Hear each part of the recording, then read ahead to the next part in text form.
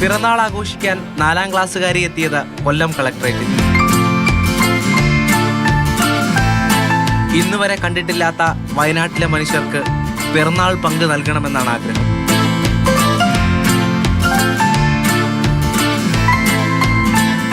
തികച്ചും മാതൃകാപരമായിട്ടുള്ള പ്രവർത്തനമാണത്. നമുക്ക് ജില്ലയിൽ ഇതുപോലെയുള്ള മനസ്സുകൾ ധാരാളം പേര് ഈ മുഖ്യമന്ത്രിയുടെ ദുരിതാശ്വാസ നിധിയിലേക്കുള്ള സംഭാവനകൾ നൽകിയിട്ടുണ്ട്.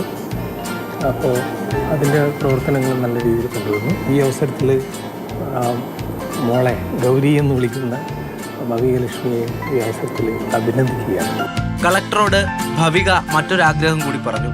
എനിക്കുള്ള ആഗ്രഹം എന്ന് വെച്ചാൽ എനിക്ക് സാറിനെ പോലൊരു കളക്ടറാണ്.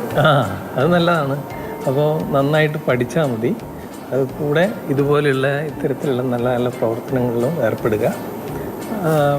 അതിനാവശ്യമായിട്ടുള്ള എല്ലാ സൗകര്യങ്ങളും നമുക്ക് ചെയ്യാം. ഓക്കെ.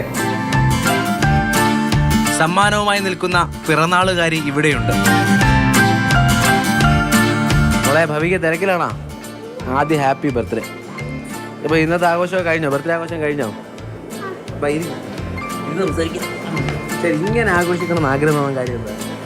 അത് ഇപ്പം വയനാട് ഈ പ്രശ്നമെല്ലാം ആയതുകൊണ്ട് എനിക്ക് തോന്നി ബർത്ത്ഡേ ഫംഗ്ഷനെല്ലാം മാറ്റി വെച്ചിട്ട് ഇതിന് വേണ്ടിയിട്ട് നിൽക്കാമെന്ന്. അങ്ങനെ ശരി, ഈ പറഞ്ഞ പോലെ എല്ലാ ബർത്ത്ഡേ എങ്ങനെയാണോ ആഘോഷിക്കുന്നത്? കഴിഞ്ഞ വർഷം ശാസ്താംകോട്ട അമ്പലത്തിൽ കുരങ്ങിന് ഞങ്ങൾ പായസമായിട്ട് പോയി.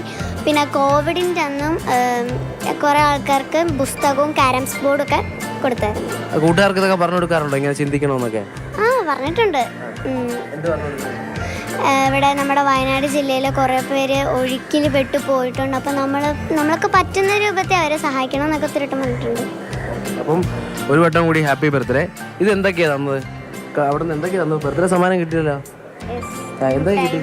കിട്ടി. അത് കൊടുത്തതിനുള്ള സർട്ടിഫിക്കറ്റ്. അത് ഭയങ്കര സമ്മാനം അല്ലേ? എല്ലാവർക്കും കിട്ടാത്തൊരു സമ്മാനമാണ്. ശരി, അപ്പം സന്തോഷം. ആഗ്രഹങ്ങൾക്ക് ആശയമാകുന്നത് അച്ഛനാണ്.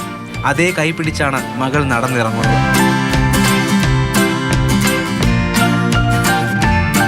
മറ്റുള്ള മനുഷ്യരെ ചേർത്ത് നിർത്തിയുള്ള ജീവിതം അത് മനോഹരമാണ്.